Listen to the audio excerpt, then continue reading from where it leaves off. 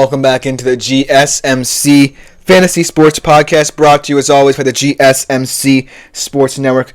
And for today's third segment, I'm going to be talking a little bit more extensively about some of the other games on the weekend slate outside of Thanksgiving and Black Friday, our first ever Black Friday game.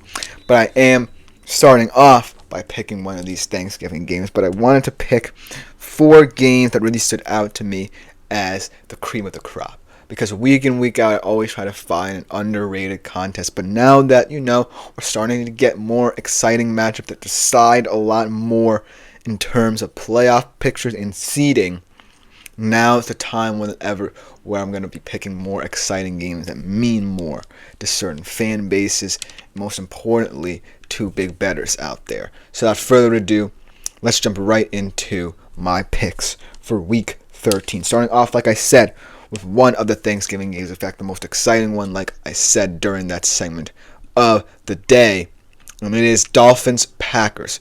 This game, I feel like, could be a trap game for the Packers. They're still going to bring their A game. They're still an offense I respect very much, and still a defense that is one of the most opportunistic in all of football. But the Dolphins are rolling in here on a high. Tua's back. He's playing as well as he ever has.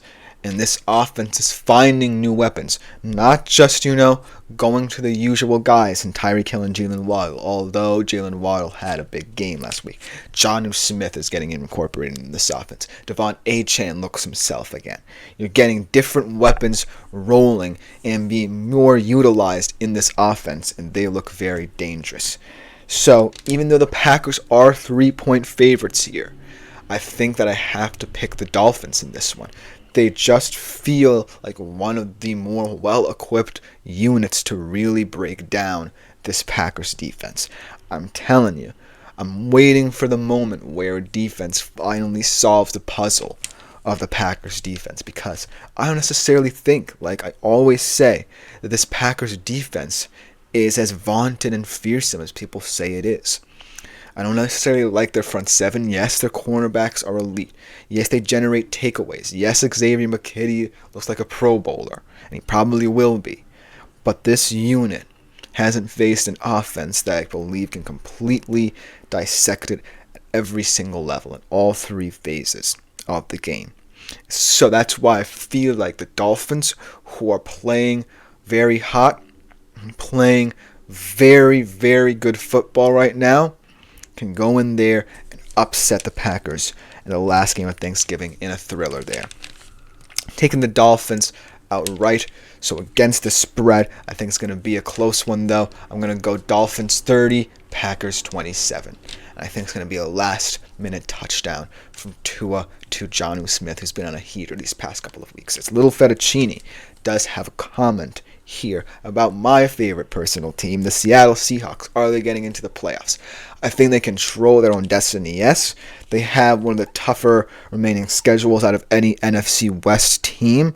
They have to still play the Packers on the road, I believe, and the Vikings at home. They play the Cardinals again on the road. And they have to, continue relying on this defense, because I feel this offense is more about opportunism than anything else. I feel like it's not necessarily an offense that's going to put up as many points as you think, even though I feel like they can score on anybody. But it's going to come down to the play of the defense. Can Mike McDonald's defense maintain this consistency they found over these past 3 games and really test it out against these elite offenses and teams in the NFC? And if they solve that question by making statements against these teams, then yes, they're a playoff team. But with the logjam of the NFC West and the fact that their offense really hasn't necessarily proved that they can consistently put up points week in, week out, I'm not too certain about that. That being said, they still look like one of those teams that could sneak in and potentially be a sneaky first-round team that no one wants to face at home. So, either way, they're going to have a large say in who comes out of the NFC West, whether themselves or, say, Arizona or LA. That's all I have to say about that. But then for our second game of the day, speaking of the Arizona Cardinals here, Cardinals-Vikings. This is an interesting game because I feel like this is either going to be a shootout because I like both of these quarterbacks in this game, or a defensive slugfest because I respect both of these defenses. And even though people were saying, well, the Cardinals defense looked a little bit sluggish against Seattle, they still limited the Seattle offense to 16 points. Yes, if you take away the run game from Seattle, chances are you take away a lot of that offense. But it was still an impressive performance nonetheless from them. But this is a more daunting task for both of these teams. For the Vikings, I feel like it's going to be about the efficiency of Sam Darnold, as it always is. When is he going to really slip through the cracks here and finally look a little bit more mortal than usual? And then for the Cardinals, it's more about, can Kyler Murray perform within structure and out of it against a defense that's going to predicate itself on getting as much pressure as possible on him and containing the run. And they've been excellent at doing that so far. I think James Conner is going to be a huge X factor in this game if they can get him going, because if they can really get physical up front with Minnesota and win in the trenches, then Arizona has a good shot of scoring and putting up points enough to really challenge this Vikings team. But I think that the Vikings right now really pride themselves on winning with aggression and defense, and on the offensive side of the football, just playing the time of possession game, retaining the football, playing efficiently, turnover-free football, hopefully, for them in this one. And that's why, as 3.5-point favorites, I'm taking them to win this one outright. I just feel like right now, Arizona is playing in a mirage, right?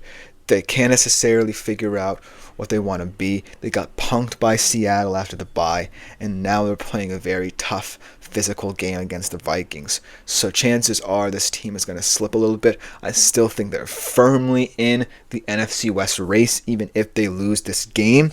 But I feel like this is a game that's going to get the best of them yet again, just because of the fact in back-to-back weeks you're playing two very physical, pressure-heavy defenses. So that's why I gotta respect the Vikings in this one. Even though, the Vikings offense could find it a little more challenging to put up points against the Cardinals defense. So that's why I feel like this game could go either way. With that being said, I'm going to take the Vikings here. I think it's going to be a 20-13 game, pretty low scoring affair. But ultimately, the Vikings doing just enough on the offensive side of the football to pull this one out. And then the next game that I want to talk about is perhaps a Super Bowl preview, maybe. Definitely not the two best teams in their conference, but two teams I could definitely see making it to the Super Bowl when all is said and done. The Eagles and the Ravens. I really like this game a lot because both of these teams match up so well. A lot of similarities in terms of the QB running back duo, the diversity of the receiving core. Although, on the defensive side of the football for Baltimore, not necessarily the pass defense that it once was last year, and the Eagles as well, a defense that has been fantastic against the pass and the run, but has been pretty banged up in recent weeks, all together making for a very fun intra-conference matchup here. But I do think that when I compare these two teams and compare their play styles, I certainly feel like Phillies is a little bit more well-rounded, right? Because even though I think that Lamar is the better quarterback and can really win the game in so many different ways and is so versatile in how he can win, I feel like right now Jalen Hurts is also becoming a lot more free, much like what Lamar Jackson became over these past couple of years, and the reason why he's an MVP candidate. Because of the fact, that the acquisition of Saquon alleviates some of the burden as well. And that's why I feel like in this game, Baltimore, again, is a favorite in this one. 3-point favorite. I have to pick the underdog here. I really like how the Eagles are playing right now. And I do feel that even though it was a very impressive performance by the Ravens against the Chargers didn't have J.K. Dobbins that second half. And that was a big loss for them. and really force their hand in what they did in that second half. Whereas Saquon, ironically, someone who's been chastised and kind of vilified for being injured for as often as he has for these past couple of years, has had a full bill of health throughout the season and looking like someone who could compete for that MVP against Lamar come, that time. But overall, I just think right now the Eagles are playing better football. It's that plain and simple to me. I feel like, when I look at the hierarchy of teams right now, it's the Lions and Eagles in the NFC. And when you combine both of them and compare them to the AFC field, the AFC field feels a little bit weaker because it's the Bills and the Chiefs who both have shown a little bit more vulnerabilities than both the Lions and the Eagles. And then I think about the Ravens, the Steelers, and the Chargers and teams of that nature. So there's not really that much depth in the AFC, surprisingly, as there is in the NFC, because everyone's beating up on each other there. So I have to take the Eagles, the more physical team, and I just feel like Saquon is a big difference in this Philly offense, and he's going to prove it against the Ravens in this intra-conference matchup that could be an amuse-bouche for a fascinating Super Bowl. But then the final game that I want to talk about here is a bizarre one as well. The 49ers going against the Bills, looking like a pretty terrible game weather-wise, because there's been warnings of severe weather coming to Buffalo in that one. But I do feel like, a lot of attention is going to fall on the 49ers and how they decide whether or not Brock Purdy's going to play in this one. He could be a game-kind decision. They could decide to keep him out for yet another week a little bit earlier than expected. But I do feel like this shoulder injury is going to linger for a while longer, even after, he comes back, if he comes back at all this season. And so that just makes me feel more and more like the Bills are going to win this one, because the Bills love this climate. The 49ers flying across the country, kind of hanging their heads a little bit. They lost ground in the NFC West 2 weeks ago by losing in a heartbreaking fashion to Seattle, getting punked without Purdy and Bosa against Green Bay at home, and now they have to fly all the way across the country to play in a blizzard against Buffalo and Josh Allen, who are really rolling right now and look like the best team in the AFC. And so when all of that adds up, you get a matchup that's really going to be a mountain to climb for the 49ers here. So I have to pick the Bills, 6.5-point favorites. Could be even higher when all is said and done, should Purdy not play. But I do think that if Purdy does play, I feel like the offense can do enough to make this interesting. I actually don't necessarily think that if Purdy does play, the offense is going to put up as many points as, say, it would if Brandon Allen were to play, but at least it gives you this optimism of a close game, right? Whereas you know that 49ers is going to be a lamb up for slaughter if Brandon Allen's out there.